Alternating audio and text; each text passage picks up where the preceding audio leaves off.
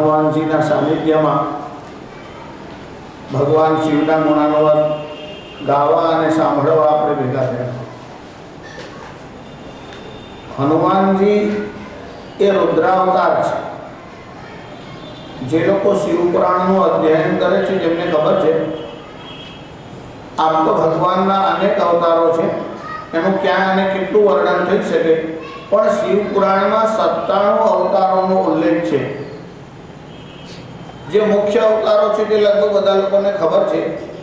જેમ ભગવાનનો એક સદ્યોજાત અવતાર છે, બીજો વામદેવ અવતાર છે, ત્રીજો તત્પુરુષ અવતાર છે, અઘોર અવતાર છે, ઈશાન અવતાર છે, બીજા 8 અવતારો જે તમે શિવ મહિમામાં નામ બોલો છો, ભવ સર્વો રુદ્ર પશુપતિ રથોગ્ર સહમાન, એ 8 આ શરૂઆતના 5 અને અન્ય દુર્વાસા હનુમાન વગેરે જે અવતારો છે એવા 97 અવતારોનું વર્ણન શિવ પુરાણમાં આવે છે।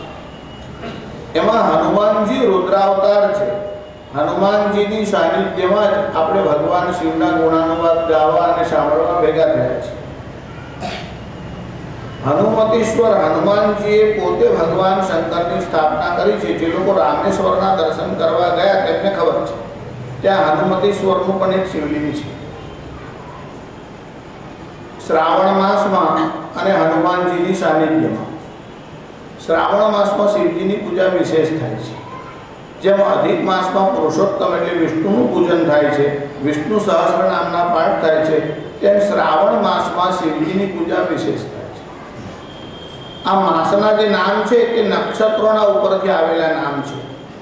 એટલે જે પૂર્ણિમાએ શ્રવણ નક્ષત્ર આવે એનું નામ શ્રાવણ થાય અને ઉત્તરાષાઢ આવે એનું નામ આષાઢ માસ થાય। એવા નક્ષત્રથી આ બધા માસના નામ જોડાયેલા છે। એ નક્ષત્રોના નામ અને માસના નામ એની જોડે આપણા પર્વ બધા જોડાયેલા છે। જેમ કે શ્રાવણ માસ છે એમાં મહાત્મ્ય શાનું તો કે છે કે શ્રવણ કરવાનું એમાં વિશેષ મહાત્મ્ય। એટલે શ્રાવણ માસમાં શ્રવણ કરવાનું। શું શ્રવણ કરવાનું તો કે ભગવાનના ગુણાનુવાદ સાંભળવાના, ભગવાનની કથાઓ સાંભળવાની। તે શું સાંભળવું જોઈએ તેની સમજણ રાખવી આવશ્યક છે। એનું કારણ એવું છે કે કોઈ એવું સમજે કે મારે ત્યાં ગ્રંથ છે અને હું વાંચી લઈશ અને એનું રહસ્ય સમજી લઈશ, એવું થઈ શકે નહીં। શ્રુત્વા ધર્મમ વિજાનીયાત, સાંભળવાથી જ ધર્મનું રહસ્ય ખબર પડે છે, વાંચવાથી રહસ્ય ખબર ન પડે। તમારે સાંભળવું જ પડે। તે પણ સદવિદ્વાન ઉપસૃપ્યતામ પ્રતિદિનમ તત્પાદુકા સેવ્યતામ, કોઈ મહાપુરુષના વિદ્વાનના સાનિધ્યમાં જાઓ અને શ્રવણ કરો તો તમને રહસ્ય ખબર પડે। શ્રવણ શબ્દનો અર્થ થાય છે તાત્પર્ય ગ્રહણ। વક્તા જે કહેવા માંગે છે એના તાત્પર્ય અને ભાવને તમે પકડો તો તમે શ્રવણ કર્યું કહેવાય। ત્યારે શ્રાવણ માસમાં શ્રવણ કરવાનું। શું શ્રવણ કરવાનું તો કે છે ઇતિહાસ અને પુરાણો છે એનું શ્રવણ કરવાનું, વેદોનો સ્વાધ્યાય કરવાનો અને ઇતિહાસ પુરાણોનું શ્રવણ કરવાનું। કેટલાક લોકો જે વેદ પાઠ કરતા હોય છે તેમને એવું લાગતું હોય છે ઘણીવાર કે અમારે પુરાણોની જરૂર નથી। જેને વેદ ના આવડે તે લોકો પુરાણ ભણે આવી એમની સમજણ છે, પણ આ ગેરસમજણ છે। અમારે ત્યાં ભગવાન વેદવ્યાસે મહાભારતમાં ઇતિહાસ પુરાણાભ્યામ વેદોપસમમ બ્રૂહ્યતે, ઇતિહાસ અને પુરાણ ન ભણો ત્યાં સુધી વેદોનું તાત્પર્ય પકડી શકાતું નથી અને સમજી શકાતું નથી। જેને ઇતિહાસ અને પુરાણનું અધ્યયન ન કર્યું હોય એવો માણસ જો વેદ ઉપર બોલવા લાગે અથવા વેદ વાંચવા લાગે તો વેદોનું રહસ્ય સમજી શકતો નથી। તમે વેદ મંત્રોનો પાઠ કરો છો, જેમ કે ભગવાન શંકરના મંત્રો છે, જેમ કે અષ્ટાધ્યાયીમાં 5મો અધ્યાય આવે અને યજુર્વેદમાં 16મો અધ્યાય આવે, એમાં ભગવાન શિવનું વર્ણન આવે। હવે તમે મંત્રમાં બોલો છો નમસ્તુ નીલગ્રીવાય, નીલકંઠવાળા એવા ભગવાન શંકરને પ્રણામ। હવે વેદમાં તમને આ મંત્ર તો મળે પણ નીલગ્રીવ ભગવાનનું કંઠ નીલ કેમ થયો તે વેદમાં ન મળે। તમે ચારે વેદ વાંચી જાઓ, ભગવાનનું નામ નીલકંઠ છે એવું આવે, નીલગ્રીવાવાળા એવું વર્ણન આવે, પણ ભગવાન નીલગ્રીવ કેમ થયા એ વેદમાં ના ખબર પડે। એ તમે ભાગવત આદિ પુરાણ વાંચો કે ઇતિહાસ ગ્રંથ વાંચો તો ખબર પડે કે સમુદ્રનું મંથન થયું, એમાંથી હલાહલ વિષ નીકળ્યું, દેવતાઓએ ભગવાન શંકરને પ્રાર્થના કરી અને ભગવાન શંકરે હલાહલ વિષનું પાન કર્યું એટલે ભગવાન શંકર નીલકંઠ થયા। તો વેદોમાં જે વાત બીજ રૂપે કહેવાયું છે એનો સ્ફોટ વિસ્તારથી પુરાણોમાં અને ઇતિહાસોમાં સમજાવવામાં આવ્યું છે। એટલે વેદ મંત્ર ઇતિહાસ અને પુરાણ વગર સંપૂર્ણ સમજાઈ શકતા નથી. એટલે ઇતિહાસ અને પુરાણોનું શ્રવણ કરવા. તમે જ્યારે ઘરમાં અનાજ લાવો ત્યારે ઘઉં હોય, ચોખા હોય, તેમાં કાંકરા કાઢી નાખો છો, એની સાથે ખાઈ જતા નથી. પાણી નળમાંથી આવે ત્યારે તમે એને ફિલ્ટર કરો છો, આમને પી જતા નથી. એવું રીતે સાંભળવાનું હોય તો ફિલ્ટર કરવાનું કે નહીં. એટલે કાનમાં કચરો જાય તો કચરાનો અર્થ છે કે જે માણસને શાસ્ત્રની સમજણ ન હોય તેવો માણસ કંઈ બડબડાટ કરતો હોય અને જો તમે સાંભળી આવો તો એ શ્રવણ કર્યું કહેવાય નહીં. એમ તો બે જણા ઝઘડા કરતા હોય ત્યારે તમે ત્યાંથી પસાર થાઓ તો તમે શ્રવણ તો કર્યું, પણ એ શ્રવણ કરવા યોગ્ય હતું કે નહીં એનો વિચાર આવશ્યક છે. ત્યારે સારું શ્રવણ કરવાનું તેની સમજણ હોવી જોઈએ. એટલે ભદ્રં કર્ણેભિઃ વેદ કહે છે કે કાન દ્વારા ભદ્ર એટલે કલ્યાણકારી સાંભળો. શિવ શબ્દનો અર્થ જ કલ્યાણ એવો થાય છે. એ ભગવાન શિવના જેને ગુણાનુવાદ ગાયા તે પુષ્પદંત નામના ગાંધર્વ હતા અને તેમને આ શિવ મહિમ નામનું સ્તોત્ર રચ્યું. આ સ્તોત્રનું નામ છે શિવ મહિમ. શિવ શબ્દનો અર્થ ભગવાન આદ્ય શંકરાચાર્ય વિષ્ણુ સહસ્રનામ પર ભાષ્ય લખ્યું છે. આ વિષ્ણુ સહસ્રનામનો જે પાઠ કરતા હશે તેને ખબર છે. એના 17મા શ્લોકમાં બધા ભગવાનના જે નામ આપ્યા છે એમાં સર્વ સર્વ શિવસ્થાણુર ભૂતાદિર્નિધિરવ્યય એવું 17મા શ્લોકમાં એક નામ આવે છે. એમાં સર્વ સર્વ શિવસ્થાણુ એમાં એક શિવ નામ આવે છે. જુઓ, વિષ્ણુના 1000 નામોમાં શિવ પણ એક નામ છે. ત્યારે ભગવાન વિષ્ણુના નામમાં શિવ શબ્દ કેવી રીતે આવ્યો? ત્યારે ભગવાન આદ્ય શંકરાચાર્ય એના ભાષ્યમાં લખ્યું કે શિવ અને વિષ્ણુમાં ભેદ બુદ્ધિ ન રહે એટલા માટે વિષ્ણુના 1000 નામમાં એક નામ શિવ શબ્દનો રાખ્યો છે. એટલે શિવ અને વિષ્ણુ વસ્તુતઃ એક જ છે. ઇતિહાસમાં અને પુરાણોમાં વારંવાર આવું સમજાવવામાં આવ્યું છે કે પરમાત્મા એક જ છે. જે લોકોને અન્યાશ્રયની બીક લાગતી હોય ને તેમને પરમાત્મા કેટલા બધા છે એવું પૂછો. પહેલા 2-4 હોય તો કોઈ અહીંને બદલે ત્યાં જાય. પરમાત્મા એક જ છે, બીજો છે જ નથી. તમારે અન્યાશ્રય લેવા માટે બીજો પરમાત્મા ઊભો કરવો પડે, છે જ નથી. તમારે લેવું હોય તો પણ શક્ય નથી, એવું યાદ રાખો. એટલે અન્યાશ્રયનો ભય કાઢી નાખો. એટલે બીજો પરમાત્મા છે જ નહીં. સ એવ ના પર વેદ કહે છે અપર એટલે બીજો છે જ નથી. પરમાત્મા એક જ છે. એકમ સત, સત્ય વસ્તુ એક જ છે. વિપ્રા બહુધા વદંતી, ઋષિઓ એને બહુ પ્રકારે કહે છે. પરમાત્માના નામ અને રૂપ ઘણા છે, પરમાત્મા એક જ છે. એટલે સ્વરૂપ માટે આગ્રહ રાખવાની જરૂર નથી. તમને જે નામ અને જે સ્વરૂપ ગમે એની તમે ઉપાસના કરો. પણ બીજા કોઈ દેવતાનું નામ લેવાથી તમે અભળાઈ જશો કે અન્યાશ્રય થઈ જશે એવો મનમાં વહેમ અને ભય રાખવાની જરૂર નથી. ઉલટાનું શાસ્ત્રકારો એવું કહે છે કે ભગવાન શિવમાં અને વિષ્ણુમાં ભેદ બુદ્ધિ ન રાખે. શાસ્ત્રોમાં તો એટલા બધા સ્પષ્ટ શબ્દોમાં આવું લખ્યું છે કે જે મારામાં, ભગવાન શંકર એવું કહે છે કે મારામાં અને વિષ્ણુમાં જે ભેદ બુદ્ધિ રાખે છે એ કોણ છે? અત્યંતિક મૂળ છે.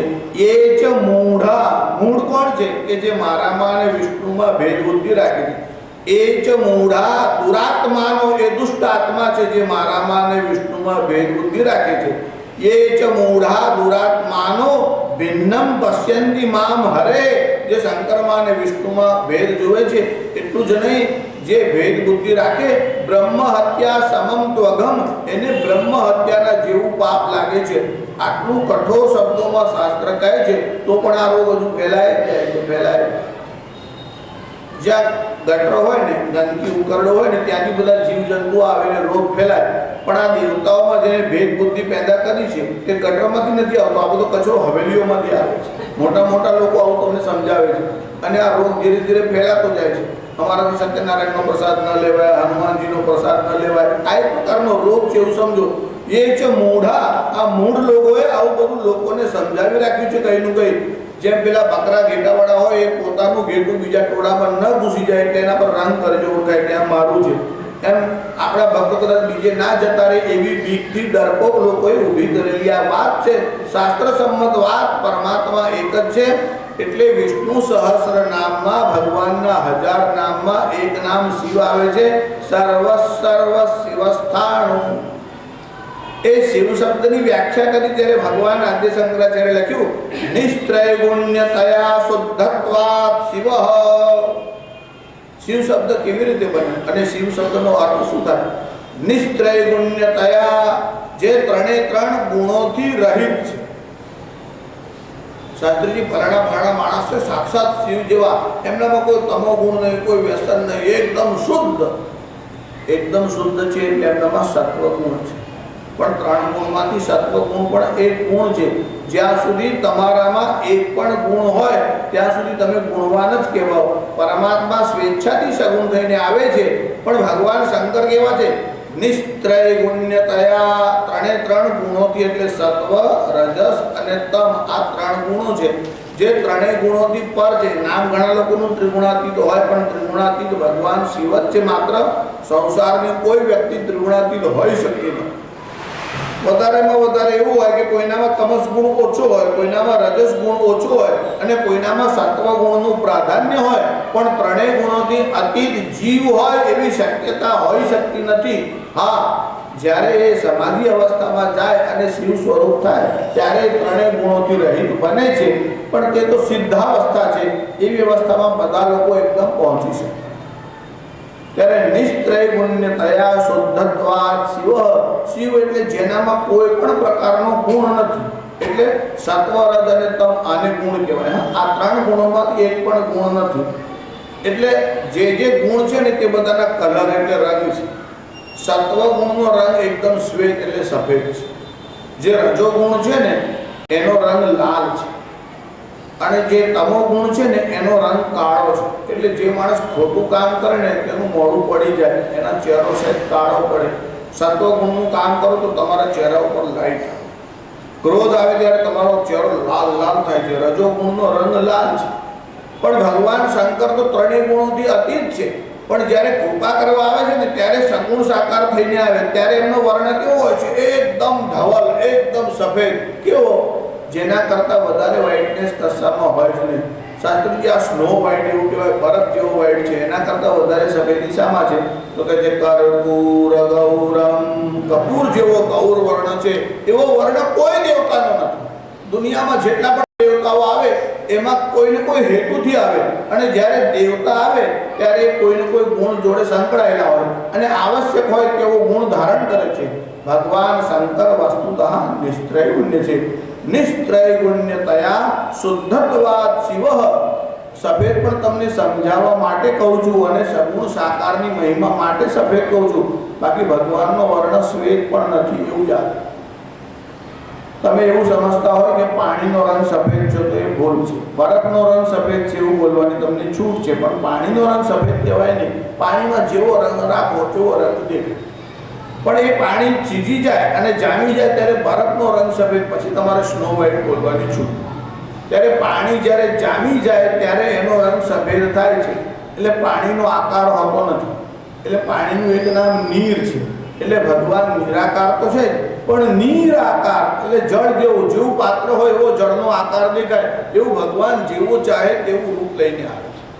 ત્યારે ભગવાન જ્યાં સુધી નિરાકાર છે ત્યાં સુધી ત્રણેય ગુણોથી રહિત છે, અને જ્યારે સગુણ સાકાર થઈને આવે ત્યારે એકદમ ભક્તો પર કૃપા કરવાને માટે આવે ત્યારે કર્પૂર જેવો ગૌર વર્ણ છે. આમ તો ભગવાન રુદ્રાવતાર જે છે ને એ ક્રોધનો અવતાર છે. એનું કારણ એવું છે કે સંહાર કરવો હોય ને ત્યારે રુદ્રની આવશ્યકતા પડે છે. રુદ્ર શબ્દનો અર્થ જ એવો છે, રોદયતી રુદ્ર, પાપ કરનારને સજા આપે, રડાવે, એનું નામ રુદ્ર. એટલે ભગવાન શંકરનું નામ રુદ્ર છે. ભગવાન શંકર કોપ કરે છે ખરા અને પ્રલય પણ કરે છે. એ સંહારના દેવતા છે, પણ જોડે જોડે કરુણાનો પણ અવતાર છે. તમે ખાલી એવું નથી બોલતા કર્પૂર ગૌરમ, જોડે જોડે બોલો છો કરુણાવતારમ. કપૂર જેવા વર્ણવાળા તો છે જ, પણ કરુણાના અવતાર છે. કર્પૂર ગૌરમ કરુણાવતારમ. તમારે જે દેવની ઉપાસના કરવી હોય તે કરો. તમે કોઈ પણ દેવી દેવતાની પૂજા કરો, છેલ્લે આરતી થાય એટલે તો કર્પૂર ગૌરમ મહાદેવજીને તો તમારે યાદ કરવાના જ, તો જ તમારી આરતી અને કાર્યની સિદ્ધિ થાય. ત્યારે ભગવાન શિવની સ્તુતિ કરી. આ સ્તોત્રનું નામ છે શિવ મહિમ્ન. મહિમ્ન શબ્દનો અર્થ થાય છે મહિમા. શિવની મહિમા એટલે એનું નામ છે શિવ મહિમ્ન. એટલે ટૂંકમાં ઘણી વાર બોલવું હોય તો શું કહેવાય કે આ મહિમ્ન સ્તોત્ર છે. તો મહિમ્ન સ્તોત્ર એવું નામ કેમ પડ્યું? મહિમ્ન શબ્દથી એનો આરંભ થાય છે. જેમ કે મહિમ્ન પારંતે તો એનો આરંભ મહિમ્ન એવા શબ્દથી.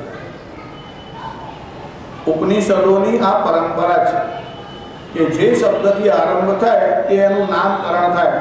જેમ ઈશાવાસ્યમ ઇદમ સર્વમ, એનું નામ થયું ઈશોપનિષદ, કેમ કે ઈશાવાસ્ય શબ્દથી એનો આરંભ થયો. એવી રીતે કેન શબ્દથી આરંભ થયો માટે એનું નામ થયું કેનોપનિષદ. તો ઉપનિષદોની આ પરંપરા છે, જે શબ્દથી આરંભ થાય તેનું નામ થાય. એવી રીતે આ સ્તોત્રનો આરંભ મહિમ્ન શબ્દથી થયો એટલે આ સ્તોત્રનું નામ થયું મહિમ્ન સ્તોત્ર. અને મહિમા શિવનો છે એટલે એનું નામ થયું શિવ મહિમ્ન. ત્યારે શિવ મહિમ્ન સ્તોત્રમ, અને સ્તોત્ર શબ્દનો અર્થ થાય છે સ્તુતિ. સ્તુતિ કોને કહેવાય? આ જે સ્તોત્ર છે ને એના ઉપર મધુસૂદન સરસ્વતીની ટીકા એટલે કોમેન્ટ્રી છે. જે લોકો ભણેલા માણસો છે, જે વિદ્વાન લોકો છે, તેમને ખબર છે કે મધુસૂદન સરસ્વતી કોણ છે. આ મધુસૂદન સરસ્વતીએ ભગવદ્ ગીતા ઉપર કોમેન્ટ્રી એટલે ભાષ્ય લખ્યું છે. અને ભક્તિ રસાયણ સિંધુ નામનો એમને ઉત્તમ ગ્રંથ લખ્યો છે. જે લોકો શ્રી કૃષ્ણના ભક્ત હોય તેમને પણ યાદ કરાવું કે તમે જે પેલો પ્રસિદ્ધ શ્લોક બોલો છો, કદાચ તમને ખબર નહીં હોય, એના રચયિતા મધુસૂદન સરસ્વતી છે.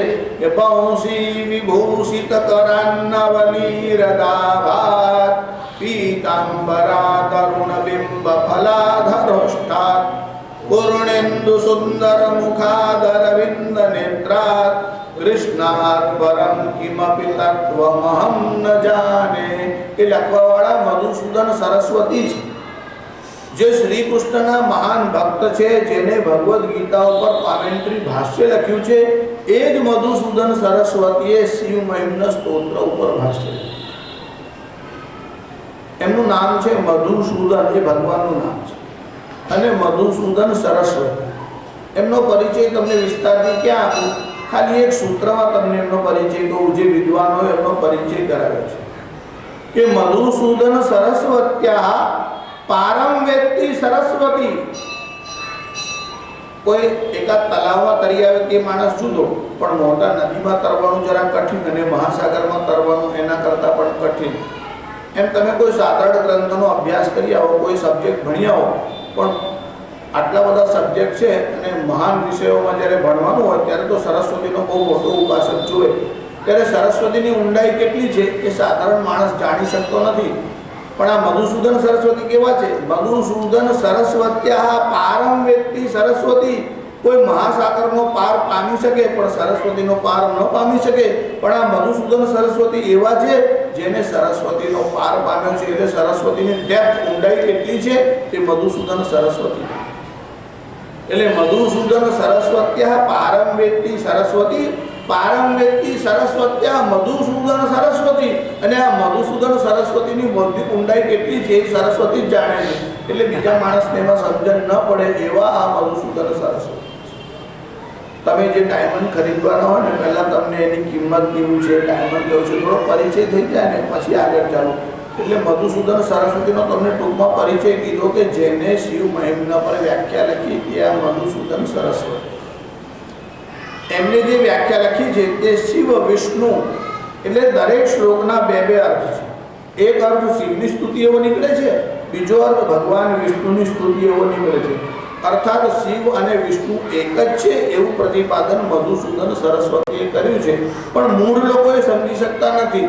આપણે જે આટલા બધા વિદ્વાનોએ આ જ પ્રયત્ન કર્યો છે કે વસ્તુતઃ પરમાત્મા એક જ છે, પણ સાંપ્રદાયિક ચિત્તવાળા લોકોના મગજમાં આવું ભેદ બુદ્ધિ વધારે જ કરે છે, વધારે જ કરતા હોય છે.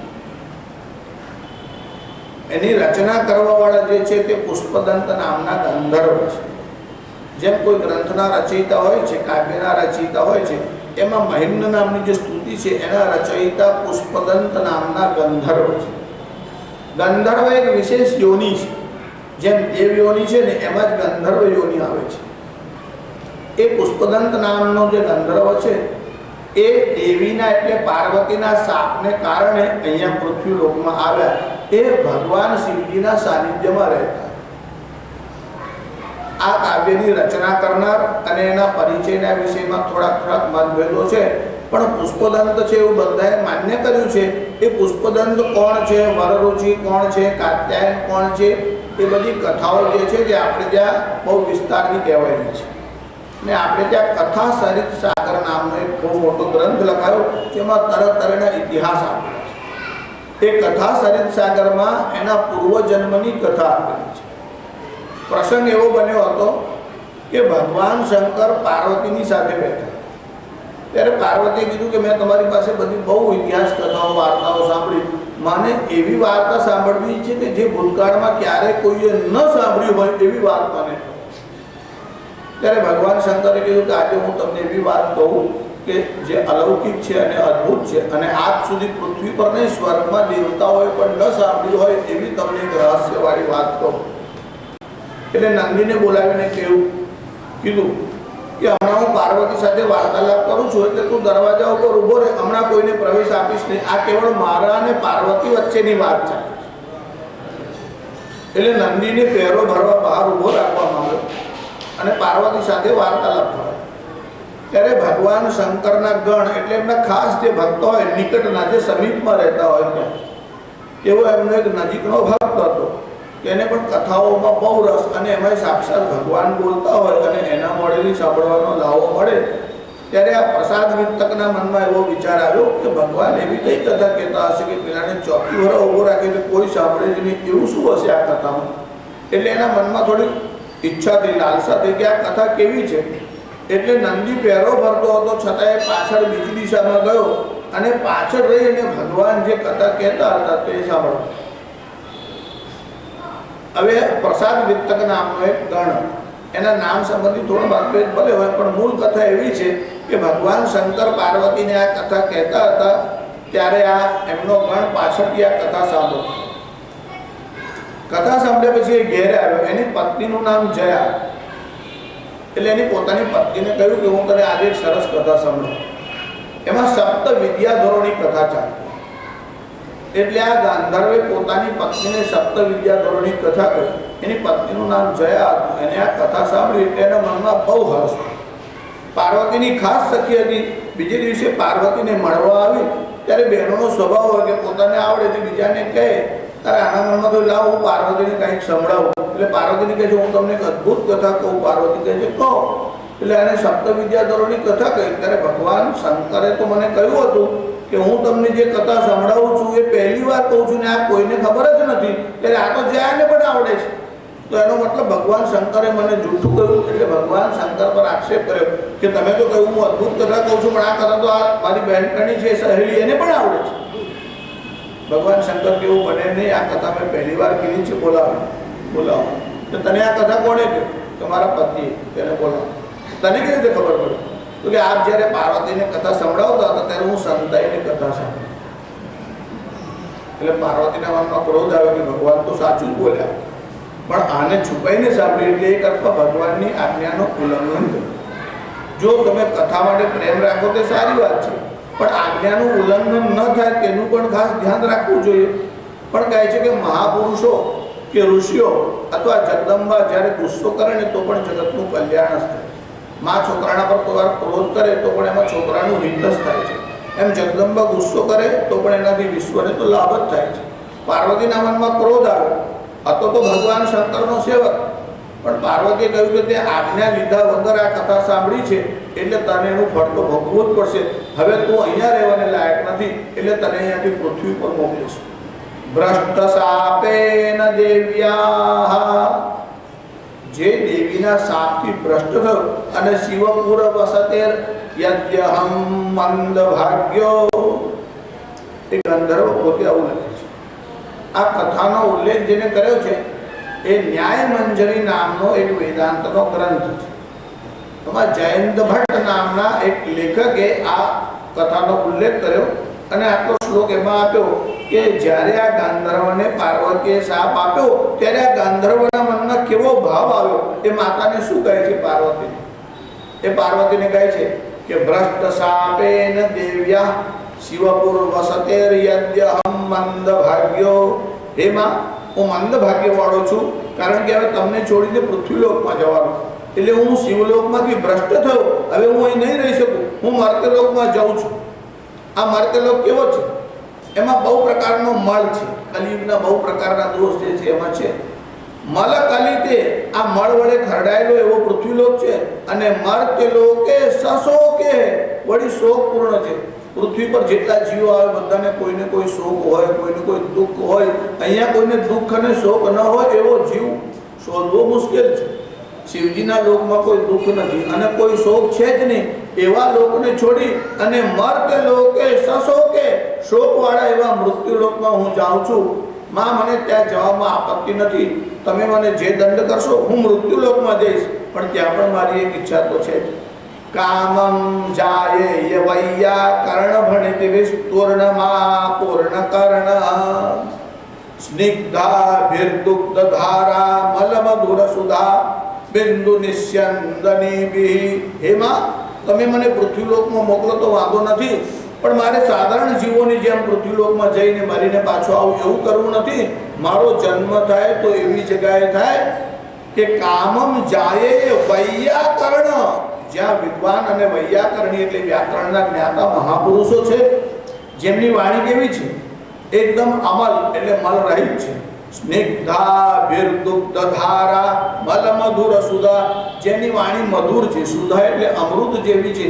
એવા વૈયાકરણોની વાણી મારા કાનમાં પડે એવો જન્મ મને થાય તો વાંધો નથી. અર્થાત હું વૈયાકરણી થઉં, વ્યાકરણનો મહાન વિદ્વાન થઉં. જો વ્યાકરણનો વિષય બહુ કઠિન. અખરોટને કોવારામ તોડવા જાઓ ને તો દાંતમાં કે દાંતમાં ભરાઈ જાય તો જરાક લોહી નીકળે એવું થાય, પણ પછી ખાવામાં મજા આવે. વ્યાકરણ ભણવામાં આનંદ આવે, પણ ભણી લીધા પછી જે આનંદ આવે ત્યારે એમ થાય કે આ તો ભણવા જેવો વિષય હતો, આટલા વર્ષ નહીં ભણ્યા, બહુ ભૂલ કરી. જે લોકો ભણ્યા છે તે આનંદ લે છે. કિલ્લાનું ચણતર અને વ્યાકરણનું ભણતર બહુ દુઃખદાયક. કિલ્લાનું ચણતર કરવાનું હોય એટલે પેલા મજૂરો દમ કાઢી નાખે, મોટા મોટા પથ્થરો ચડાવવાના, પણ એ ચણાયા પછી કેવું મજબૂત થાય છે. એવું વ્યાકરણનું ભણતર હોય છે. જેમ કિલ્લાનું ચણતર મજબૂત હોય છે એવું વ્યાકરણનું ભણતર હોય છે. પણ હવે તો શ્રમ કર્યા વગર જ બધું જોઈએ. અને શિવજીનો ભક્ત હોય ને તે વ્યાકરણ શાસ્ત્રમાં સફળ થઈ શકે છે. એનું કારણ વ્યાકરણની બધી વિદ્યાઓના આદિ ભગવાન શંકર છે. બધી વિદ્યાઓ ભગવાન શંકર પાસેથી જ આવી છે. જે ગ્રામર ભણ્યા છે વ્યાકરણ શાસ્ત્ર એને ખબર છે કે વ્યાકરણના જે સૂત્ર છે એનું નામ જ શિવસૂત્ર છે. એ શિવસૂત્ર તમારે 14 શિવસૂત્ર પહેલા ભણો, એ માસ્ટર કી છે, પછી તમને બધું આવડે. એ 14 સૂત્રો ઉપર આપણા પાણિની નામના વિદ્વાને અને પછી પતંજલિ એના પર મહાભાષ્ય. ભગવાન શંકર પાસે જે વ્યાકરણનું જ્ઞાન છે, હવે એનો પરિચય તમને હું કેવી રીતે કરાવું? પણ એક દૃષ્ટાંત કહું એટલે સિદ્ધાંત તમારા ધ્યાનમાં. સમુદ્રવદ વ્યાકરણમ મહેશ્વરે, ભગવાન શંકરની પાસે જે વ્યાકરણનું જ્ઞાન છે એ તો સમુદ્રના જેવું છે. સમુદ્ર કેટલો મોટો એવું ભગવાન શંકરના પાસે જ્ઞાન છે. તદર્ધ અર્ધૌ, કોઈ માણસ પાસે ગળો હોય, નદીમાં ગમે તેટલું પાણી હોય, પણ તમારી પાસે તમારા ગળામાં ભરાય એટલું જ આવે, વધારે આવી શકે નહીં. તદર્ધ અર્ધૌ, એમાં કોઈ ગળો નાખે પાણી ભરવા, એમાં અડધાથી અડધો એટલે 1/4 ચોથા ભાગનો ગળો ભરાય એટલું જ્ઞાન બૃહસ્પતિની પાસે છે. એટલે બૃહસ્પતિ પાસે એટલે દેવતાઓના ગુરુ કહેવાય. એ તો જ્ઞાનનો ભંડાર કહેવાય બૃહસ્પતિ તો. પણ એમની પાસે એ જ્ઞાન કેટલું છે? 1/4, એક ઘડાનો ચોથો ભાગ હોય એટલું જ્ઞાન બૃહસ્પતિ પાસે છે. ભગવાન શંકર પાસે છે તે સમુદ્ર જેવું છે. બૃહસ્પતિ પાસે છે તે 1/4 ચોથો ભાગનો ઘડો ભરેલો હોય એટલું છે. પછી એ પાણીના ચોથા ભાગના ઘડામાં કોઈ દર્ભની સળીને આમ અંદર નાખે, કુશાગ્ર બિંદુ, અને દર્ભની સળીને આમ બહાર કાઢે અને કુશાગ્ર બિંદુવત, અને એના ટોપ ઉપર જે બિંદુ એટલે પાણીનું ટીપું રહે, કુશાગ્ર બિંદુવત પાણીના એટલું જ્ઞાન પાણીની પાસે છે. એને ભણવો હોય તો તૈલ બુદ્ધિનો 12 વર્ષ સુધી ભણે તો કદાચ પાણીનીનું લઘુ સિદ્ધાંત એ પણ આપવું નહીં. લઘુ સિદ્ધાંત કોઈ જરા વધારે અધિકારી વિદ્યાર્થી હોય તો મધ્યમ કૌમુદી ભણે, એટલે લઘુ સિદ્ધાંત કૌમુદી વાળો, પછી જાય તો આગળ. ત્યારે પાણીની જેવા પાસે જે જ્ઞાન છે એ પાણીના ડ્રોપ્સ જેટલું, એક બિંદુ જેટલું છે, અને એને ભણવામાં જો 12 વર્ષ લાગે તો પછી ભગવાન શંકરે જે આપ્યું છે એની સમજણ બહુ મુશ્કેલ છે. શિવનો ભક્ત હોય તેને જ વ્યાકરણ વગેરે બધા શાસ્ત્રોનું જ્ઞાન થઈ શકે છે. આના પર પાર્વતી કોપાયમાન થયા ત્યારે આ ગાંધર્વ કહેવા લાગ્યો, મને શાપ આપવો હોય તો આપો, પણ ભગવાન શંકરે જે એમની પ્રાસાદિક વાણી આપી છે એ વાણીનું જે શ્રવણ કરે છે એવા વૈયાકરણીઓના સાનિધ્યમાં હું રહું અને મને આ બધા શાસ્ત્રોનું જ્ઞાન થાય એવો જન્મ મને આપો તો આપત્તિ નથી. ત્યારે કીધું કે સારું, તું મહાન વ્યાકરણકાર થઈશ. એ જ ગાંધર્વ વરરુચિ થઈને જો આ ત્રણ નામ એક જ વ્યક્તિના છે. એક વરરુચિ નામ છે, બીજું કાત્યાયન છે અને ત્રીજું પુષ્પદંત. આ ત્રણેય વ્યક્તિ જુદા છે નામથી, એવું કેટલાક વિદ્વાનોએ લખ્યું છે, પણ આ ત્રણે ત્રણ એક જ વ્યક્તિના નામ છે. એ જ વરરુચિ જે છે તે વાક્યકાર. જો કેટલાક વિષય એવા હોય કે જે થોડું ઘણું ભણતા હોય ને એમને જલ્દી ખ્યાલ. આ ત્રણ નામ તો બધાને ખબર હોય છે. વાક્યકારમ વરરુચિ, એમાં વરરુચિ છે તે વાક્યકાર છે. વાક્ય કેવી રીતે બને, હવે આ બધું બોલવા બેસો ને તો તમને હું શિવ મહિમનો તો આમે નથી તમારું બધું 3 દિવસમાં તો ક્યાં થાય. 3 શ્લોક જોઈએ તો પણ ઘણું છે. મારે જે કીધું બધા શ્લોકનો વિચાર કરીશું, બધા શ્લોક તો પાઠ કરીએ તોય ઘણું છે. વિચાર કરવાનું કામ તો કરીએ, પણ આ વરરુચિ વાક્યકાર છે. વાક્યકારમ વરરુચિમ ભાષ્યકારમ પતંજલિમ, અને એના પર ભાષ્ય કરવા વાળા પતંજલિ છે. પાણીનિમ સૂત્રકારંચ, અને પાણીની સૂત્રકાર છે. પ્રણતોસ્મિ મુનિત્રયમ, આ 3 મહામુનિ થયા, એને આપણે પ્રણામ કરીએ છીએ. એ ત્રણમાંના એક એટલે વરરુચિ, અને તે વરરુચિ એટલે ભગવાન શિવનો ગણ કે જે પાર્વતીના શાપથી પુષ્પદંત થઈને આવ્યો. એમને જ વરરુચિ આ બધા વિષયની રચના કરી. હવે જ્યારે એમને શાપ આપ્યો ત્યારે પાછા ભગવાનને પ્રસન્ન કરવા માટે એમની સ્તુતિ. આ શાપ અંગેની એક કથા, એક બીજી પણ શાપ અંગેની કથા છે. કથા એવી છે કે પ્રસાદ વિત્તક નામનો ભગવાન શંકરનો એક ગણ, એ ભગવાન શંકરની રોજ પૂજા કરે, નિત્ય પૂજા કરે. પૂજા કરવા માટે બેસે ને એના મનમાં કોઈ દિવસ તૃપ્તિ થતી જ નથી. આપણે તો પૂજા હવે સાસુ સોંપીને ગયા એટલે માથે પડી છે એટલે કરવી પડે છે એવું સમજીને જો કરતા હોઈએ તો એ લેબર થઈ જાય, એ એક પ્રકારનો શ્રમ છે. પણ પૂજા કરતાં કરતાં તમને હર્ષ આવે અને તમારા ચિત્તમાં થાક ન લાગે તો તમે પૂજા બરાબર. આ પ્રસાદ વિત્તક રોજ તાજા તાજા ફૂલ લઈ આવે અને ભગવાન શંકર માટે લાવવાના, એટલે જ્યાં જાય ત્યાં એને સારામાં સારા પુષ્પ દેખાય એ લઈ આવે. એક વાર પ્રસાદ વિત્તક આમ આકાશ માર્ગથી જતો, ચિત્રરથ રાજાનો મહેલ, એનો બહાર ઉદ્યાન બગીચો. એને જોયું કે ત્યાં એટલા સરસ તાજા ફૂલ હતા, એના મનમાં લોભ થયો. પણ લોભ પૂજા માટે કે આવા સરસ ફૂલ આ બગીચામાં થયા છે અને હું આવા ફૂલ લઈને રોજ જતો હતો, મને ખબર હતો હું રોજ અહીંયા જ આવો, એટલે ત્યાંથી પુષ્પ લઈ આવવા લાગ્યો. હવે ગાંધર્વ હતો એટલે એને બધી જ વિદ્યાઓ આવડતી હતી. અંતર્ધાન થઈ જાય એટલે સૂક્ષ્મ શરીર ધારણ કરે એટલે એને કોઈ જોઈ ન શકે અને બગીચામાં જાય અને ત્યાંથી ફૂલ લઈ જાય. તો આ માળીએ રાજાને ફરિયાદ કરી કે આપણા બગીચામાં ફૂલ તો સરસ થાય છે, પણ 2-4 દિવસથી હું એવું જોઉં છું કે અમુક ફૂલો છે તે ગાયબ છે. કોઈ આવતું હોય એવું મારા ધ્યાનમાં આવતું નથી, કોઈ જતું હોય એવું મને દેખાતું નથી, પણ ફૂલોની ચોરી તો ચોક્કસ થાય જ. રાજાએ મનમાં વિચાર કર્યો, ચોકીદાર છે, જાણી શકતા નથી ફૂલની ચોરી થાય છે. અને આમ જો તો ફૂલની ચોરી કિંમતના દૃષ્ટિથી મહત્વની નથી, પણ એ ફૂલ રાજાની પૂજામાં પણ ઉપયોગમાં આવી શકે, તેને બદલે બીજો કોઈ લઈ જાય છે તો આ ચોર કોણ છે? કે રાજાના જે ગુરુ હતા, રાજગુરુ, તેને કીધું કે આ ચોર પકડવાનો કોઈ ઉપાય તો કે એક ઉપાય છે. ભગવાન શંકરની પૂજા કરેલા જે પુષ્પ છે તેને કહેવાય નિર્માલ્ય. એટલે ભગવાનને તમે જે ચડાવો છે એટલે એને ઉતારો ત્યારે આમ ચડાવીને સૂંઘીને માથે ચડાવી અને પછી તેને નીચે મૂકવાના અથવા બહાર વળવા. એ પહેલાં એને પગ ન લાગે તેનું ધ્યાન રાખે. અને શિવ નિર્માલ્ય, જ્યાં આગળ શિવજીનું ચડાવેલું જળ જતું હોય અને નિર્માલ્ય હોય તો એને ઓળંગીને નહીં જવાનું, એવી એક મર્યાદા છે. એટલે તમે જો બધા દેવતાઓના મંદિરમાં પરિક્રમા થાય, પણ શિવસ્યાર્ધ પરિક્રમા, શિવજીની અડધી પરિક્રમા થાય, આખી ના. એટલે આમ જવાનું તમારે, પછી જે નિર્માલ્ય એનું જે જળ જતું હોય તેને આમ લેવાનું, અભ્યાનું સલીલ એટલે જે સ્નાન કરાયેલું જળ હોય તેને લઈને આમ માથે કાને આંખે લગાડવાનું અને ત્યાંથી આમ પાછા ફરવાનું. એટલે શિવસ્યાર્ધ પરિક્રમા, શિવજીની પૂરી પરિક્રમા ન કરાય નહીં તો પેલો લાંઘનનો દોષ લાગે, એટલે અર્ધ પરિક્રમા થાય. એટલે રાજાને એવું કહેવામાં આવ્યું કે જો ચોર પકડવો તો એવું કામ કર, આ શિવ નિર્માલ્ય છે ને એ તારા બગીચાની ચારે બાજુ આમ વેરી. એટલે રાજાએ શિવજીને ચડાવેલા ફૂલ હતા એ ચારે તરફ વેરી. પેલો ગાંધર્વ તો ઉતાવળમાં આવ્યો, ફૂલ લેવા માટે, પૂજા માટે જવો તો ઉતાવળો હતો, એનું ધ્યાન ગયું જ નહીં કે અહીંયા શિવ નિર્માલ્ય છે અને એ લાંઘીને અંદર. અને શિવ નિર્માલ્યને ઓળંગવાનો દોષ છે.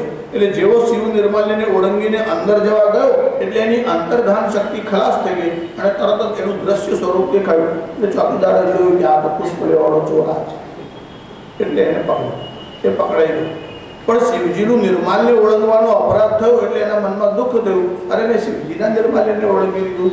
એટલે શિવજીને પ્રસન્ન કરવા માટે એને શિખરીણી છંદમાં આ સ્તોત્ર ગાયું અને એને લખ્યું મહિમ ન પારંતે પરમ વિદુષો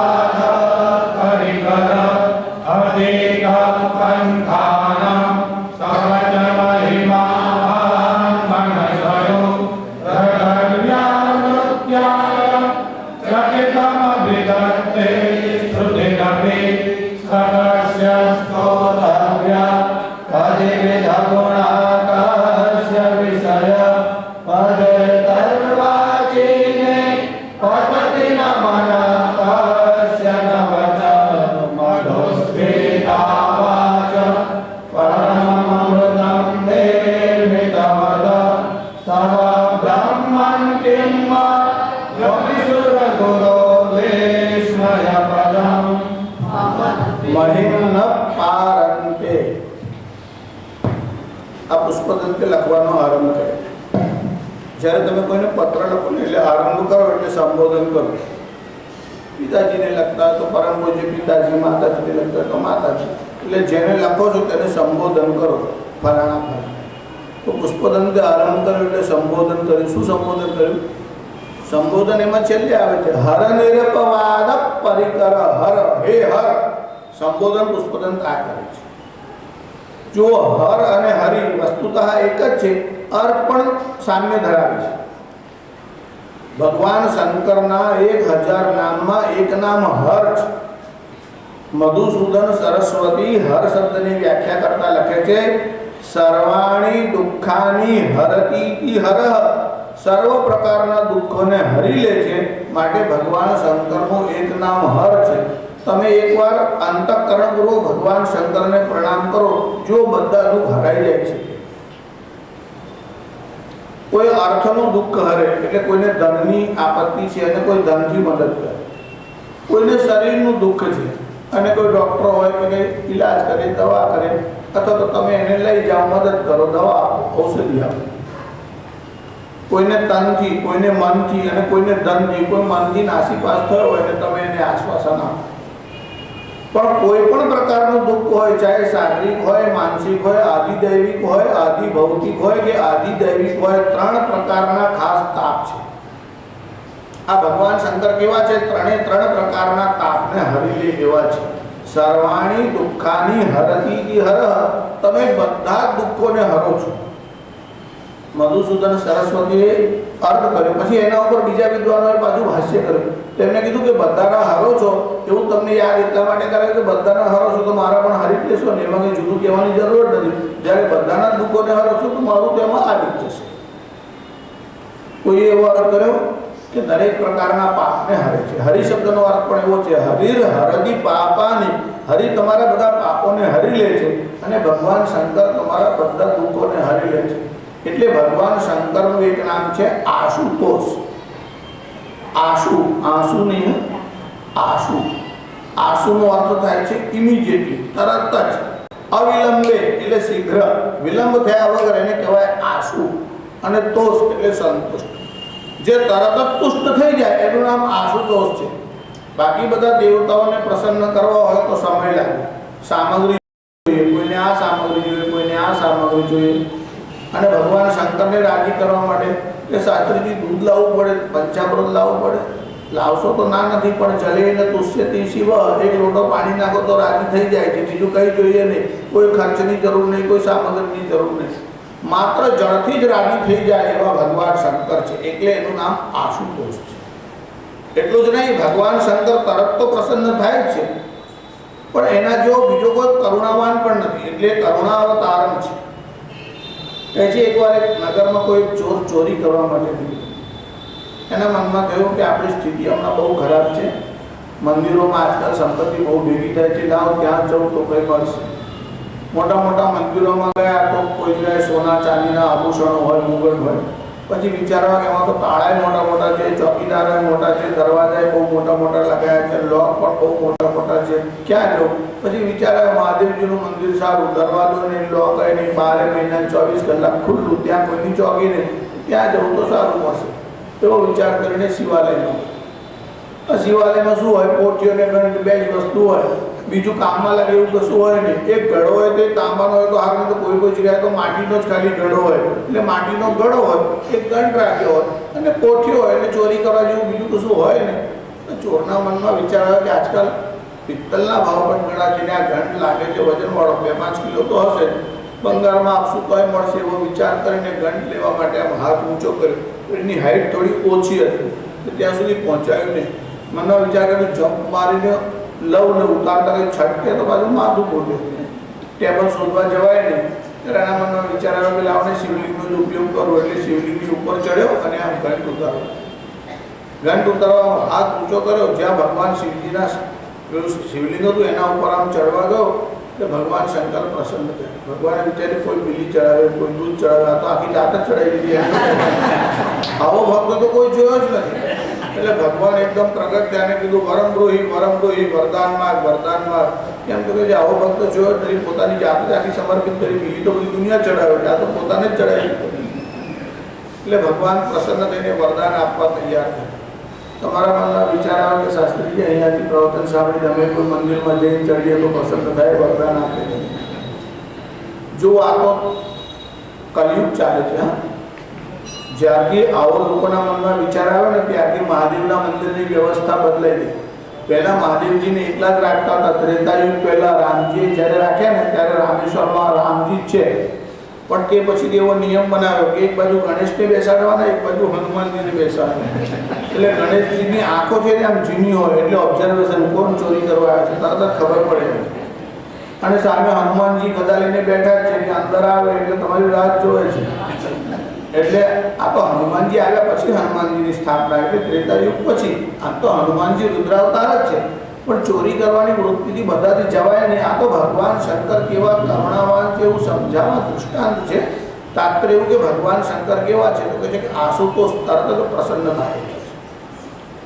આ ગાંધર્વે જ્યારે નિર્માલ્ય ઓળંગ્યું અને અંતર્ધાનની શક્તિ એની ખલાસ થઈ ગઈ એટલે એને ભગવાન શિવની સ્તુતિ કરે છે. ત્યારે ભગવાનને સંબોધન કરે છે, આપ હર છો, બધાના દુઃખોને હરવા વાળો છો.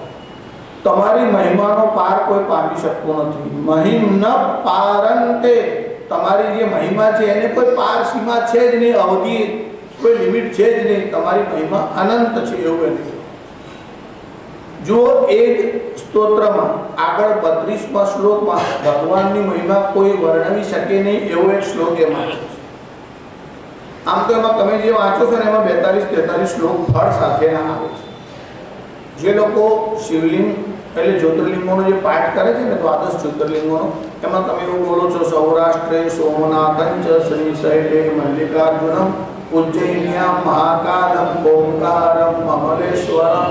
ઓમકારમ અમલેશ્વરમ એટલે ઓમકારમ અમલેશ્વરમ. તમે ઓમકારેશ્વરમાં જો ગયા હોય નર્મદાના કિનારા ઉપર, તો નર્મદાના ઉત્તર તટમાં ઓમકારેશ્વર છે અને દક્ષિણ છે ને ત્યાં અમલેશ્વરનું મંદિર છે. એટલે બંને કાંઠા ઉપર શિવલિંગ છે. એ નીચે દક્ષિણમાં જે અમરેશ્વરનું મંદિર છે એ મંદિરમાં તમે દર્શન કરવા ગયા હોય તો ધ્યાન રાખ્યું હોય તો ત્યાં શિવ મહિમનું સ્તોત્ર આખું કોતરેલું છે. એ ઈસવીસન 1063માં કોતરેલું છે. એટલે આજે તેને કેટલા વર્ષો થયા તમે કલ્પના કરી શકો છો. લગભગ 1000 વર્ષ પહેલાં તો કોતર્યું છે. એના કેટલા વર્ષ પહેલાંથી એની પ્રસિદ્ધિ હશે તમે કલ્પના કરી શકો. પણ એ અમરેશ્વરના મંદિરમાં ઈસવીસન 1063માં આખું આ સ્તોત્ર જે છે તે દિવાલ પર કોતરીને રાખેલું છે. કલ્યાણવાળાઓ જે સાહિત્યની સેવા કરે છે તેમાં શિવાંક છાપ્યો છે, એમાં એનું ચિત્ર પણ છાપ્યું છે. શિવાંકના પેજ નંબર 468માં જુઓ તો તમને એ સ્તોત્ર જોવા મળશે. એમાં 31 શ્લોક લખ્યા છે. એટલે પહેલા એના શ્લોક 31 હશે અને પછી ફળતા શ્લોક એમાં જોડી દેવામાં આવ્યા હશે, પણ પાઠમાં 31 શ્લોક સુધીનો પાઠ કરવામાં આવે છે અને પાછળથી બીજા કોઈ જોડ્યા હોય એવું પણ શક્ય છે, એક શેપક શ્લોક છે એવું પણ કહેવામાં આવે છે, પણ એમાં 32મો જે શ્લોક છે એમાં એવું જ લખ્યું છે કે ભગવાનનો મહિમા ગાવાનું સામર્થ્ય સરસ્વતીમાં નથી, એવું પુષ્પદંત લખે છે કે પ્રભુ તમારો મહિમા કેવો છે, અસિત ગિરિશમં સ્યાત્ કજ્જલં સિંધુ પાત્રે સુરતરુ વર્ષા લેખની પત્રમુર્વે લેખનયતિ વેદવા સારણા સર્વકાલં દરવિલપુરાણા ઈશપારં નયાતિ, ઈશપારં નયાતિ, તો પણ તમારા ગુણોનો પાર ના આવે. ક્યારે? અસિત ગિરિશમં સ્યાત્, ગિરી એટલે પર્વત, અસિત એટલે નીલગિરી, નીલગિરી પર્વત જેટલું કજ્જલમ એટલે સહી હોય, ખડિયો હોય.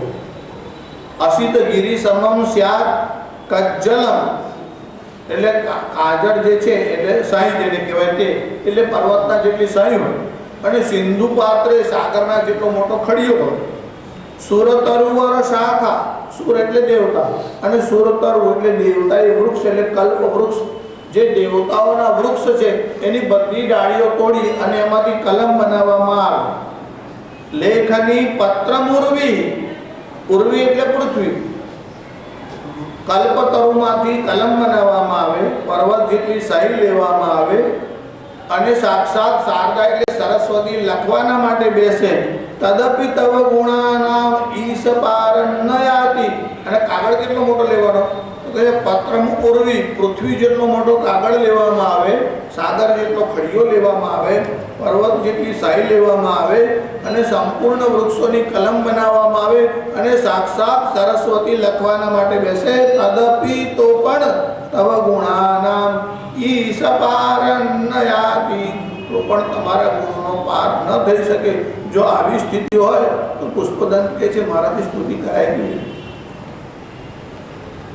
મધુસૂદન સરસ્વતી લખ્યું સ્તુતિ નામ ગુણ કથનમ, સ્તુતિ કોને કહેવાય કે છે ગુણ કથનમ, એટલે ગુણોનું કહેવું, ગુણો ગાવા એનું નામ સ્તુતિ છે. એટલે તમારે કોઈની સ્તુતિ કરવી હોય તો તમને પહેલા એના ગુણની ખબર હોવી જોઈએ, તો તમે આવા છો આવા છો. જો તમારે શેઠ પાસે રૂપિયા લેવા જવાના હોય અને તમે સ્તુતિ કરો તે સ્તુતિ જુદી. આદરેણ યથા સ્તૌતિ ધનવંતમ ધનેચ્છયા, ધનની ઈચ્છાથી શેઠિયાઓ પાસે તમે જે કરો એને સ્તુતિ નહીં, એને ચાપલુસી કહેવાય. ચાપલુસી જુદી અને સ્તુતિ જુદી. એવું ઇનામ લેવાનું હોય, રાજાઓને રાજી કરવાના હોય અને પેલા ભાગચારણો ગાય એ વસ્તુ જુદી છે. આ જે સ્તુતિ છે એ ગુણનું કથન છે. હવે કહે છે સ્તુતિર નામ ગુણ કથનમ, જો ગુણોના કથનને સ્તુતિ કહેવાય તો ભગવાન શંકરના ગુણોને તો હું જાણતો જ નથી, તો હું સ્તુતિ કેવી રીતે કરું? તો પુષ્પદંત કહે છે મારે સ્તુતિ કરવી કે ના કરવી? તો કહે છે હું તો સ્તુતિ કરીશ જ. કેમ? તો કહે છે કે સ્તુતિર બ્રહ્માદીનામ અપિ તદવસન્નાસ્ત્વયિ ગિરા, બ્રહ્માદી દેવતાઓ પણ તમારા ગુણોનો પાર પામી શકતા નથી, તો એ તો સ્તુતિ કરે જ છે. જો બ્રહ્મા સ્તુતિ કરતા હોય તો મારો અધિકાર કેમ? તો કહે છે બ્રહ્મા તો સર્વજ્ઞ છે, તો પણ તદપિ, તો પણ એમની વાણી તમારી સ્તુતિ કરવાનું સામર્થ્ય રાખતી નથી. 4 મોઢાવાળા બ્રહ્મા અને જેના મુખથી વેદ પ્રગટ થયા તે બ્રહ્મા તમારી સ્તુતિ કરવાનું સામર્થ્ય રાખતા નથી. મહિમ્ન પારંતે પરમ વિદુષો યદ્ય સદૃશી, પરમ વિદુષો અવિદુષ, નહીં જાણવાને કારણે પરમ વિદુષો અસદૃશી એટલે યોગ્ય નથી. તમારી સ્તુતિ કરવા માટે બ્રહ્માદી દેવતાઓ પણ યોગ્ય નથી. એનું કારણ તો કહે છે બ્રહ્મા સર્વજ્ઞ છે, વેદોના જ્ઞાતા છે. બ્રહ્માદ્યા ઋષિ પર્યંતા, બ્રહ્માથી લઈને ઋષિ પર્યંત બધા લોકોએ વેદ મંત્રોના દ્રષ્ટા છે, તો બ્રહ્મા કેમ ન ગાઈ શકે? શું બ્રહ્મા સર્વજ્ઞ નથી? પુષ્પદંત કહે છે મેં એવું કીધું નથી કે બ્રહ્મા સર્વજ્ઞ નથી, બ્રહ્મા સર્વજ્ઞ છે, બ્રહ્માનો દોષ નથી, પણ ભગવાન શિવના ગુણ જ એટલા છે કે બ્રહ્મા સર્વજ્ઞ હોવા છતાં પણ અનંત ગુણ છે. એ અનંત ગુણ કોઈ ગાઈ શકે જ નહીં, એટલે બ્રહ્માનો દોષ નથી. સર્વજ્ઞ હોય તે પણ ગાઈ શકતો નથી, કારણ કે ગુણ અનંત છે. જો બ્રહ્મા ન ગાઈ શકતા હોય અને તમે એવું કહેતા હોય કે એ તો પોતાની બુદ્ધિ અનુસાર સ્વમતિ એટલે પોતાની બુદ્ધિ અનુસાર એ ગાય છે, જો બ્રહ્મા એની બુદ્ધિ પ્રમાણે ગાતા હોય તો હું મારી બુદ્ધિ પ્રમાણે ગાઈશ, પણ ગાઈશ તો ખરો. સ્તુતિર બ્રહ્માદીના મપી તદવસન્ના સ્વૈગિર અથા વાચ્ય સર્વ સ્વમતિ પરિણામાવધિ ગૃણન. સ્વમતિ પરિણામાવધિ ગૃણન એટલે ગાય છે. સ્વમતિ પોતાની બુદ્ધિ અનુસાર જે તે દેવતાઓ તમારી સ્તુતિ ગાય છે, ત્યારે દેવતાઓ પોતપોતાની બુદ્ધિ અનુસાર ગાય તો એમનો પ્રયત્ન દોષવાળો નથી, તો મારો પ્રયત્ન પણ દોષવાળો નથી. હું પણ મારી બુદ્ધિ અનુસાર ગાઉં, પણ હું શાના માટે કરું છું? ભગવાનના ગુણો ગણી શકાય નહીં, ગાઈ શકાય નહીં. એનું કારણ અનંત હોય તેની ગણના કેવી રીતે થાય? એટલે તમારા ગુણ કોઈ ગણી શકતું નથી. સર્વજ્ઞ એવા બ્રહ્મા ગાઈ શકતા નથી. અને મને ખબર છે કે મારું સામર્થ્ય ઓછું છે, છતાં પણ મારી વાણીને પવિત્ર કરવાના માટે હું તમારી આ સ્તુતિ ગાઉં છું, એવું કહી અને પુષ્પદંતના સ્તુતિ. જે વાત પુષ્પદંત લખે છે એ જ પ્રાકૃત ભાષામાં તુલસીદાસજી લખે છે કે ભગવાનના ગુણ એવા છે કે ગાઈ ના શકાય, કહી ના શકાય. તુલસીદાસજી એવું લખ્યું કે કહા લગી કહું નામ બડાઈ, રામ ન सकहि नाम गुण गाई. कहाँ लगी कहूँ बड़ाई, राम न सकहि नाम गुण गाई. कहाँ लगी कहूँ नाम बड़ाई, ભગવાનના નામની મહિમા ક્યાં સુધી કહું કે રામ ન सकहि નામ ગુણ ગાય. રામ પણ પોતાના નામના ગુણ કહી ના શકે એવા રામજીના ગુણ છે. જો ભગવાન પોતાના ગુણ ન ગાઈ શકે તો હું કેવી રીતે ગાઈ શકું? પણ તુલસીદાસે લખ્યું નિજ ગીરા પાવન કરણ કારણ રામ જસ તુલસી કયો. હું તો મારી વાણીને પાવન કરવા માટે તમારા ગુણ લખવા બેઠો છું. એવું પુષ્પદંત કહે છે કે મારી વાણીને પવિત્ર કરવા માટે હું તમારા ગુણ ગાવા માટે બેઠો છું, તાકી તમારા ગુણો ગાઈ શકાય ને. એનું કારણ તમારા ગુણો કેવા છે? અતીત પંથાનમ તવ ચ મહિમાવાન પદસયો રતવ્યાવૃત્યાયમ ચકિતમ વિદત્તે શ્રુતિરપી સર્વસ્યસ્તોતવ્ય કતિવિધર્મુણા કસ્ય વિષય પદેન પરવાચીને પતતિ ન મના કસ્ય નવચ.